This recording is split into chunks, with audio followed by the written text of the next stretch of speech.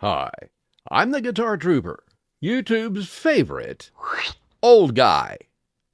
Hit songs have all sorts of origins. Some are carefully crafted to capitalize on a social event.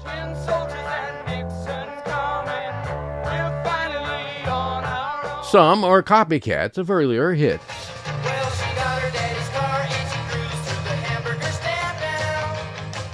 Some just fit in with a current musical trend.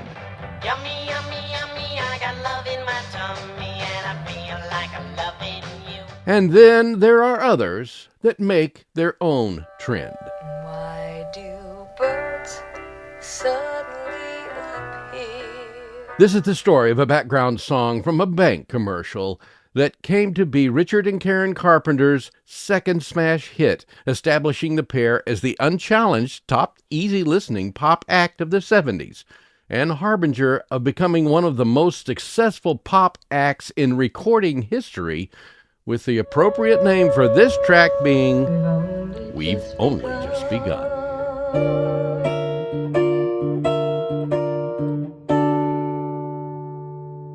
It's early 1968. Los Angeles, California, executive offices of Crocker Bank, officially since a merger in 1967, Crocker Citizens National Bank. By 1968, the Crocker Citizens National Bank system has over 1.3 million deposit accounts, but many are older customers who are beginning to dwindle in numbers. Management sees an opportunity to increase the customer base. This large traditional bank is perceived by the public as a more commercial than personal financial institution. Members of the coming-of-age baby boomer generation are eager for loans to obtain new cars and new homes. The bank wants that business. But in order to attract it, it needs an ad campaign to promote an image overhaul. They reach out to one of the best advertising agencies in the business, BBDO, with a request to promote the bank to a younger demographic. BBDO assigns the campaign to a young executive named Hal Riney, and he sets up a meeting with Crocker Citizens president Joseph Hogan. He comes right to the point. So I went to the president of the bank and I said, I think what we ought to do is we ought to take some of your money and go out and get a whole bunch of songwriters to write a song about young people and their lives and how their lives are changing and things like that. And I can't tell you what the song is because I'm not a songwriter, and I can't even tell you what the commercials are because I can't tell you that until we do the song. He said, well, that's pretty vague. Nevertheless, the campaign is approved. All that Hal needs now is the song. It's mid-1968.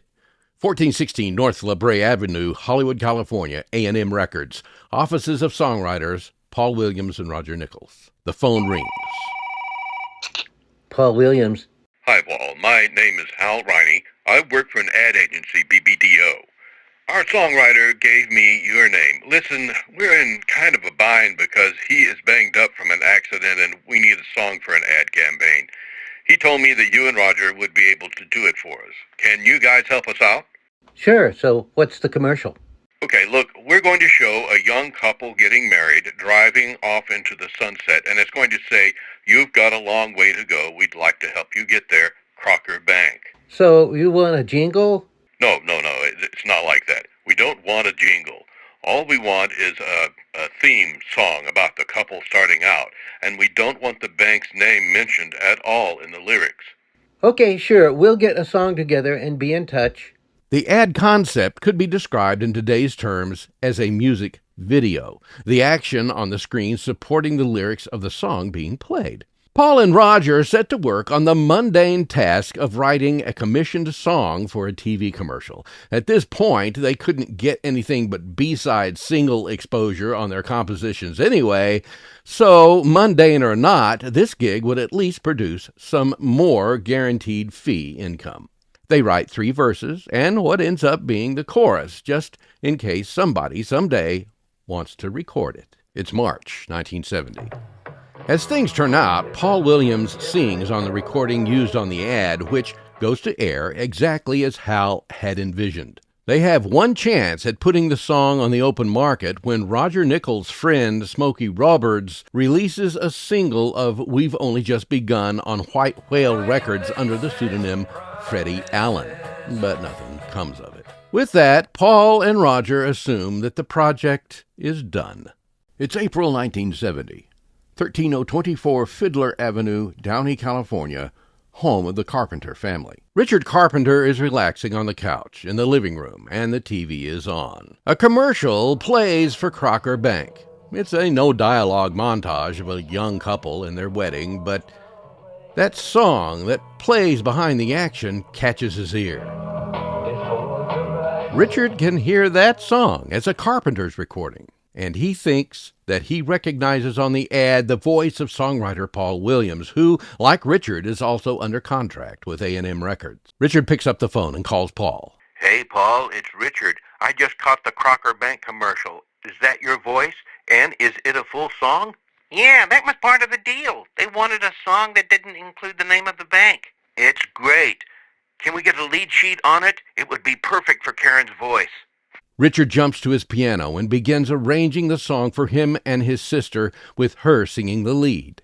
The song is almost made to order for an arranger, with a low-key, mellow feeling for the first verse and a clear change in energy for the chorus. Recording is set to begin in July.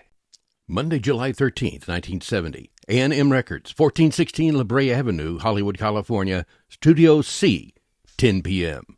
Richard and Karen, with producer Jack Doherty, are laying down basic tracks for 3 songs: Baby It's You, Reason to Believe, and We've Only Just Begun. With them are 4 contract musicians from the AFM Local 47, Hal Blaine on drums, Louis Shelton on guitar, who is playing only for Reason to Believe, and bassists Joe Osborne and Raymond Williams. An editorial note here: some sources list longtime Carpenters touring band member Danny Woodhams as participating on this session, but his name is absent on the AFM contract, so I can't confirm this. After the first 2 songs' backing tracks are complete, work begins on We've Only Just Begun. The musicians lay down the backing tracks, Richard playing the piano for a guide track, adding a Wurlitzer electric piano track, Hal Blaine doing the drum master with a few overdubs, and Joe Osborne laying down the bass line.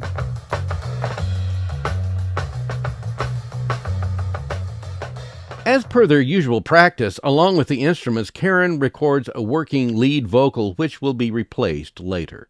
By 2 a.m., the backing instrumentation recording is complete. Vocal and instrument augmentation recording is set for Friday, July 17th, 8 p.m. This is a dedicated session for We've Only Just Begun. Joining Richard and Karen are Bob Messenger, woodwinds, and Doug Strawn, clarinet.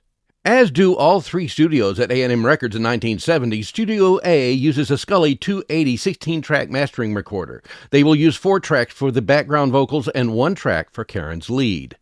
The background vocals are multi-tracked, with Richard and Karen singing 2-part harmony for each take.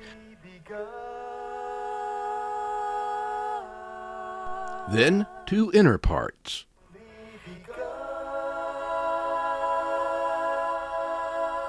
When played together in the final recording, you hear this.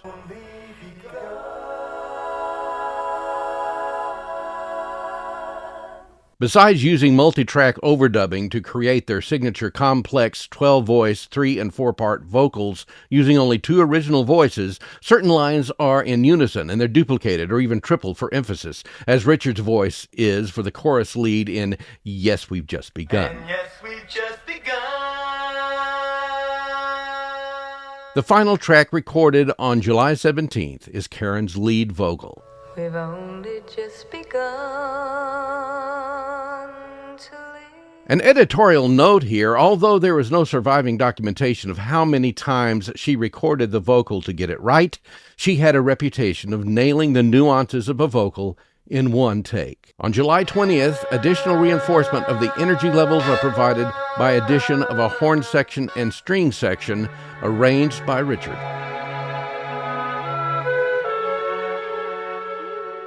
He is sure that it's going to be a hit. The single, We've Only Just Begun, was released on August 21st, 1970. Even though not reaching the number 1 position on the Hot 100, it did make the number 2 position for the week ending October 31st. It remained on that chart for 17 weeks. It did a bit better on the Billboard Easy Listening chart, entering on September 12th and reaching the number 1 position on October 9th, 1970. All said and done, the record was RIAA certified gold in the U.S. with over 1 million sales and silver in the U.K. with over 200,000. One of the important things to remember about this recording is that there was no such thing as vocal autotune in 1970. These complex vocals were made through the use of unmodified direct multi-track recording. After Karen Carpenter's tragic death in 1983, Richard Carpenter continued in the business as an arranger and producer on several different projects. Now, at age 78 in 2025, he lives in Thousand Oaks, California with his wife, Mary. They have 5 children. The Carpenters' hit, We've Only Just Begun, was a breakout for Paul Williams and Roger Nichols as well, marking their first A-side single hit after a long string of B-sides. Paul Williams, besides writing or collaborating on several other hits of the 70s, including Rainy Days and Mondays, Rainy days and Mondays always get me down. an old-fashioned love song, Just an old-fashioned love song playing on the radio. Evergreen, Love soft as an eve. and many others, achieved industry dominance for composition of soft pop music and then became a popular personality on TV talk and game shows.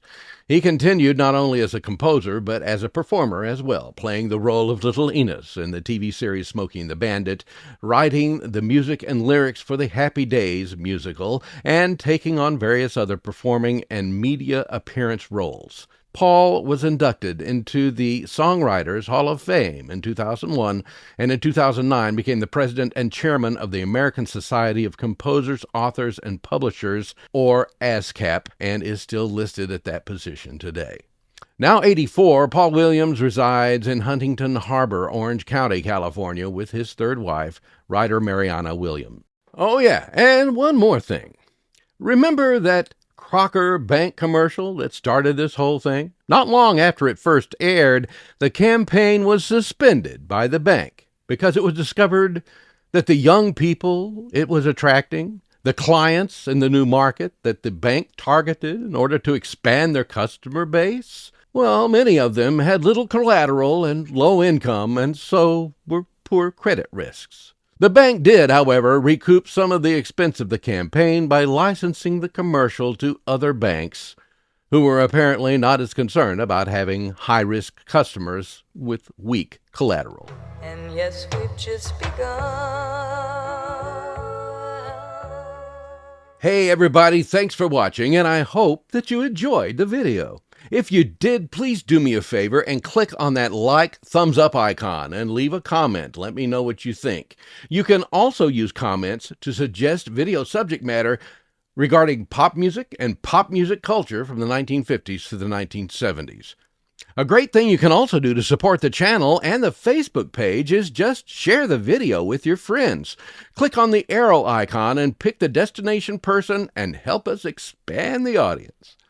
Speaking of supporting the channel, this would be a great time to subscribe. If you're not yet a subscriber, or if you are watching this on Facebook and not yet a follower, start following the Facebook page. It's easy and it's free, and it lets YouTube and Facebook know that you support the channel. Just click on the follow button on Facebook or the subscribe button on the YouTube channel main page, or click on the big purple icon that appears on the YouTube screen toward the end of this video somewhere over here, and be sure to select the top notification bell in the drop-down menu so that you will be notified whenever I post new content for the public. If you would like the opportunity to see the content on YouTube a few days earlier when it is viewable only to channel members, you can upgrade your subscription and become one. Just click on the join icon and follow the instructions. It's not free to upgrade to a YouTube channel membership, but it's as cheap as YouTube would let me make it.